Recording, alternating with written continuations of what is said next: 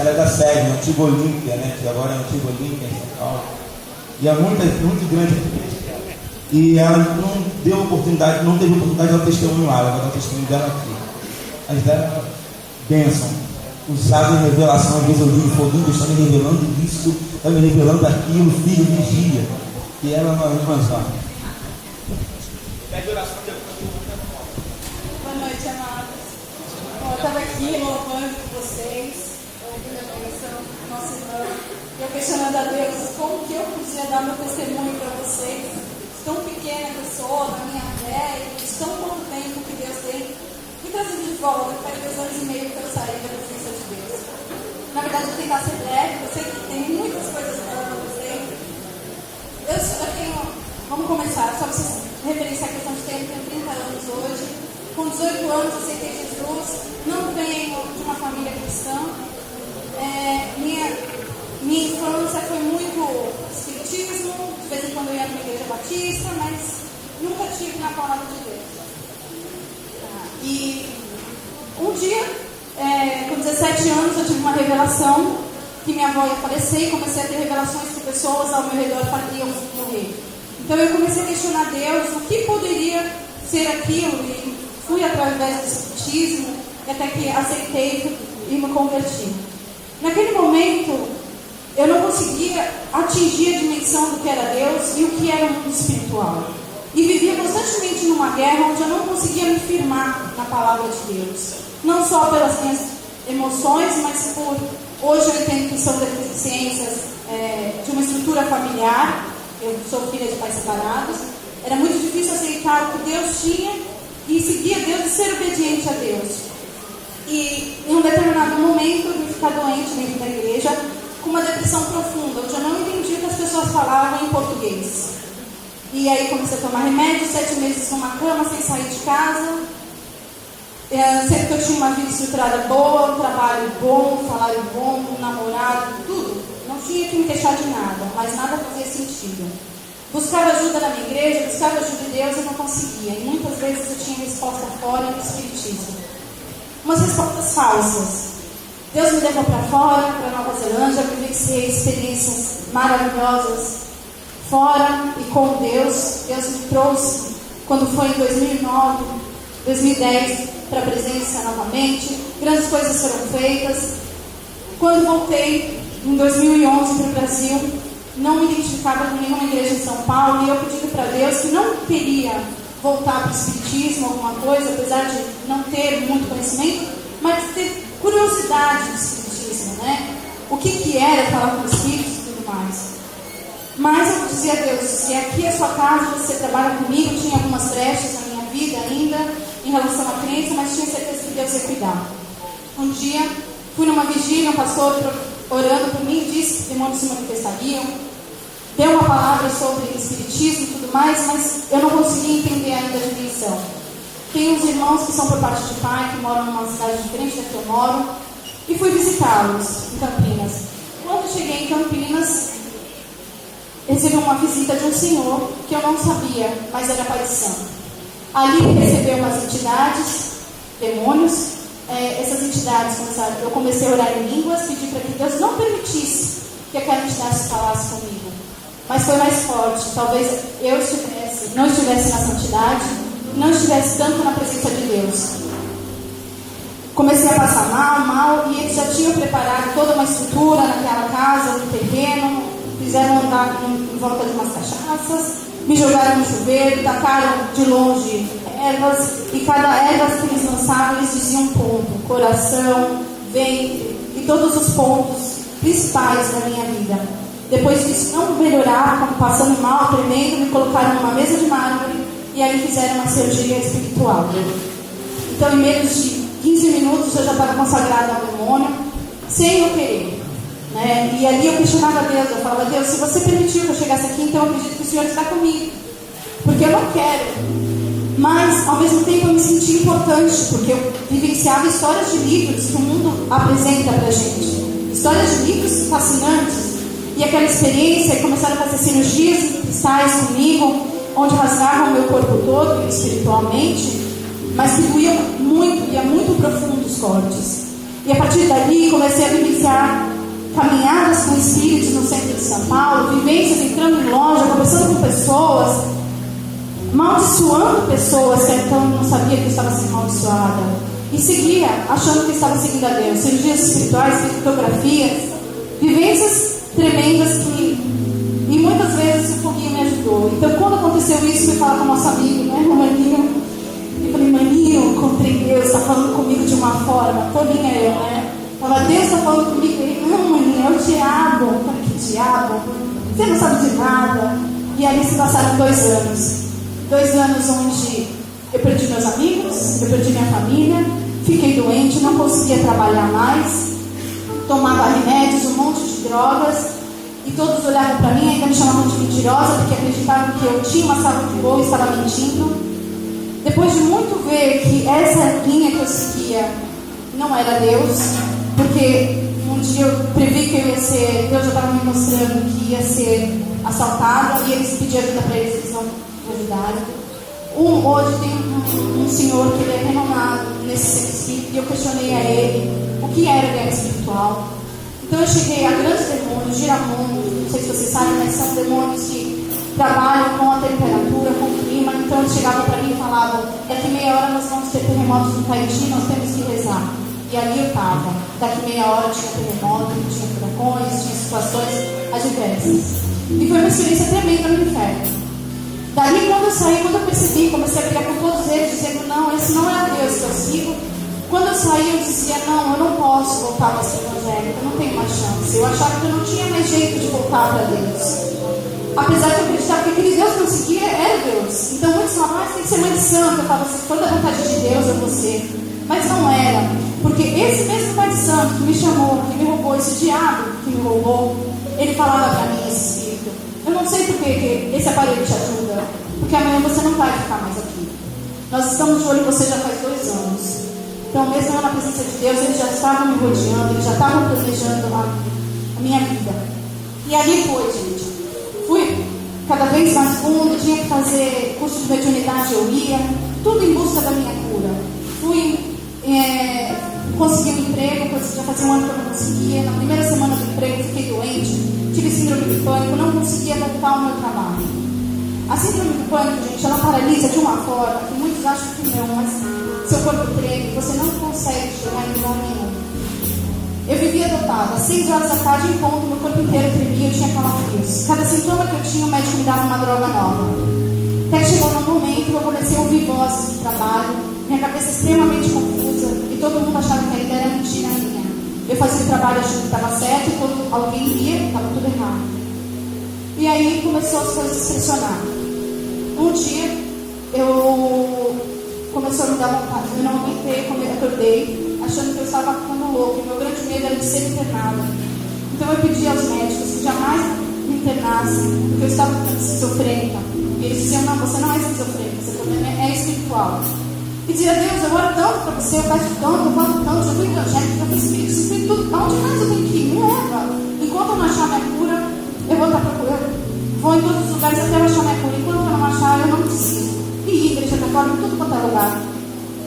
Os irmãos evangélicos poucos apareciam, únicos poucos apareciam, eu estava cega para ouvir a palavra de Deus. Mas respeitava muito. Quando alguém falava dos evangélicos, eu era a primeira a defender, então sempre tive respeito e temor a Deus.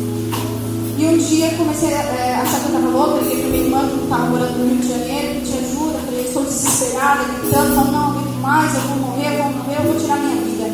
E ela falou, pois bem, eu faço parte de um abismo para abismo, irmãos.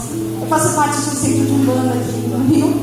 Você vem comigo porque ontem eles falaram que você ia se matar e você não estava aguentando mais. Eu falei, bom, se for da vontade de Deus, vou lá. Eu cheguei carregado nesse centro. A hora que eu cheguei, os demônios viraram para mim e falaram, seu problema é espiritual. Eu falei, bom, mas o meu problema espiritual da minha irmã também é. Não, mas o seu é diferente. Você não vai fazer parte daqui, mas quando você quiser, você é bem-vinda. E ali falaram, você tem que fazer uma obrigação. Eu falei, não, obrigação já é muito, tô fora. 1 mês depois, eu estava perdendo o controle e era uma sensação que eu queria me matar. Essa sensação eu sabia que não vinha de mim, porque eu amo a vida, mas era muito mais forte do que eu tinha controle. Então, na hora do desespero, vamos fazer um trabalho. Cheguei no centro, vamos fazer trabalho sem matança, tá bom. E ali eu fiz um trabalho e referenciei ao demônio novamente. Pessoal, isso já tinha se passado quase 1 ano e meio e eu doente. Quando foi em janeiro do ano passado, de 2013, eu cheguei a fazer esse trabalho. Nunca mais, até então, eu tinha tido vontade de me matar ou algo assim, mas uma confusão mental absurda, uma vontade de não fazer nada, não queria, não conseguia prosseguir nada que eu pegava, não apareciam amigos, mas minha vida parava. Mas Deus tem um propósito para tudo, né? E ali Ele começou a falar comigo, e eu na terapia, fazia muitas terapias que não eram de Deus. Irmãos, se você falar para mim que vocês fazem uma terapia em algum momento que não é cristão, por favor, não façam.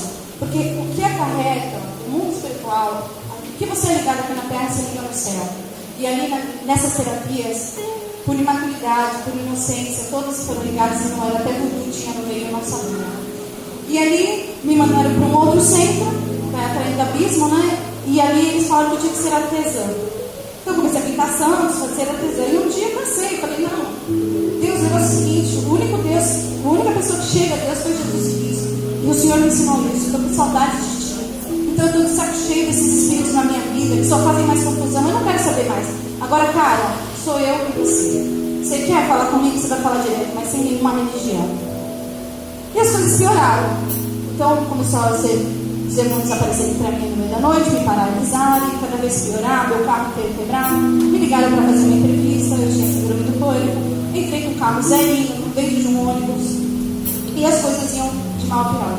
E um dia o médico falou para mim, você tem que tomar lítio, porque você é bipolar, nós já tentamos todos os remédios, não tem mais jeito. E aí, tudo que eu achei que não podia piorar, e piorou.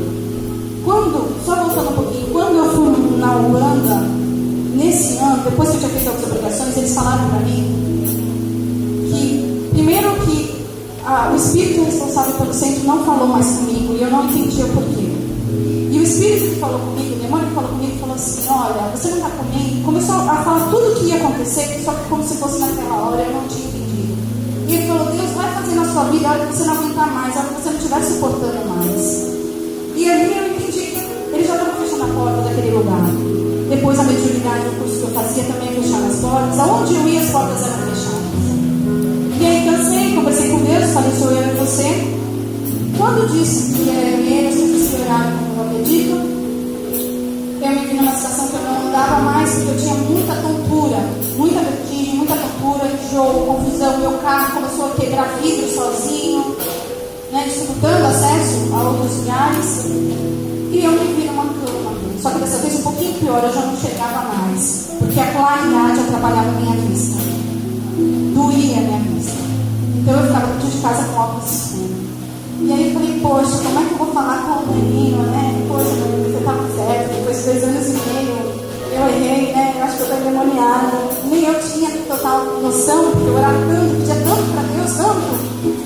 E aí uma menina me liga naquela hora, que foi, então, você lembra daquela coisinha assim, um tempinho atrás, que tinha me falado de missão, e pela noite nós vamos orar. E aí eu falei, bom, oração mais, uma menos, vai que faz efeito. E aí Deus começou a fazer a mudança na minha vida, eu voltei a enxergar, que eram 9 horas da noite assistindo novela com óculos escuros e luz apagada, a televisão colorada na minha vista. Depois a temor passou e as coisas foram sendo curadas. Alguns irmãos aqui estiveram em oração por mim, e agradeço totalmente por todos que tiveram, porque eu sei que a guerra foi grande, não foi pequena. Muitos estavam com medo de orar por mim, pela minha vida, porque não sabiam o que vinha.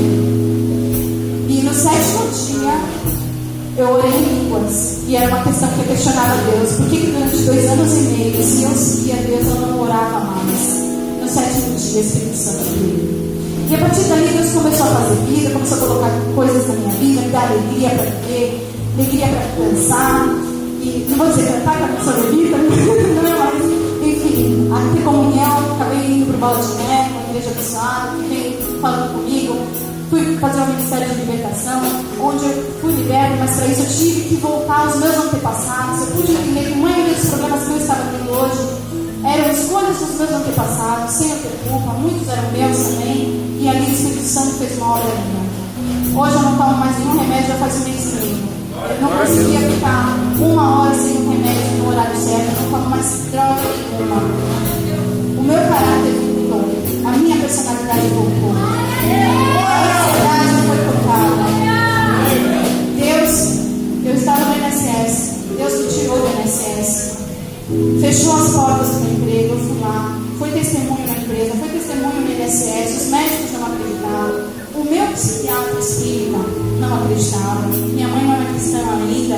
Então ela falou: por favor, dá um remédio. Se ela fica ansiosa, mas falou: ela está curada, eu não vou dar. E ali era só testemunho para aquelas outras vidas. E pessoas chegando a mim e falavam: eu quero ver esse Deus que fez na sua vida. Porque elas começaram a ver o quão transformado estava. E aí Deus um dia me abençoou com um emprego dos céus, numa grande empresa nacional, ganhando mais que eu ganhava, um cargo além, e não precisando tomar remédio para fazer entrevista. E essa semana ainda conto para vocês, não sei, mas para mim foi um presentão de Deus. Estava eu indo trabalhar hoje num jatinho. Na verdade não era nem um jatinho, né? Depois eu descobri que era um piloto, mas estava valendo, né? E ali eu prestando atenção, falando: Deus, o que eu estou fazendo aqui? Ao mesmo tempo morrendo de medo.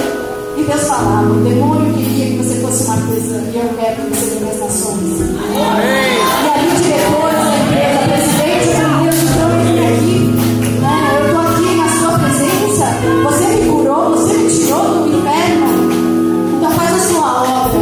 E aí, mais uma vez, o maninho tinha me ajudado. Dava um livro para minha irmã que eu achei em casa, que era Loucos por Jesus, e comecei a ler o livro. Muitos diretores eu sei que não falaram nada, mas muitos ali foram impactados. Depois encontrei outras vidas que todos questionavam por mim: onde está meu namorado? Onde está, né? E eu disse: eu sou do Senhor, eu estou esperando no Senhor. E ali elas viam que tinha algo diferente, por contar com o Então assim, até o fato de Deus me trazer aqui hoje, para mim, eu sou muito grata a Ele. Porque na verdade foi um ciclo que foi fechado aqui. Quando eu cheguei para o Maninho no Rio, falei: Maninho, eu encontrei a Deus. Eu na verdade tinha encontrado o demônio. Depois, quando o Maninho me ajudou, com a honra e glória de Deus, Deus falou com ele para me ajudar. Foi aqui que vocês estavam orando. Então eu senti muita paz de vir aqui e contar para vocês. E Deus falava: vai lá e conta para eles. Talvez, graças a Deus, uma vez que vocês não vivenciaram o inferno que eu vivenciei. Talvez eu poderia passar horas contando aqui com vocês abuso sexual, outras coisas, consagrações que talvez tivesse uma dimensão gigantesca para falar com vocês, coisas como eu nem pensava. Mas eu falo para vocês: Deus é o único, mas é o Deus que está nessa igreja. É o único, esse é o nosso Deus. Não tem outro, não existe. Porque a história que o diabo veio para matar, roubar, destruir é verdade, porque foi o que ele fez na minha vida. Eu não sei qual foi o propósito de Deus que ele permitiu que eu passasse por isso, porque ele conhecia meu coração. Mas hoje eu venho muito mais forte. Eu venho muito mais forte do Senhor. Porque hoje eu sei de onde Deus me tirou e quem me deu. Amém? E eu falo para vocês: se vocês estão passando por algum momento, algum que conhecem pessoas que um dia tiveram algum problema emocional, até mesmo alguma esquizofrenia, uma depressão, bipolaridade, isso para Deus é destino. Isso para Deus é tranquilidade. Num segundo ele traz. Nós só temos que nos prostrar a Ele, pedir que o Espírito Santo de Deus seja bem-vindo em nossas vidas e nos revele qual ponto nós temos que pedir perdão. Vamos pedir perdão pelos nossos antepassados, mesmo que o erro não seja nosso, pedir perdão pelos nossos amigos, e assim nenhum inimigo resistirá a nós.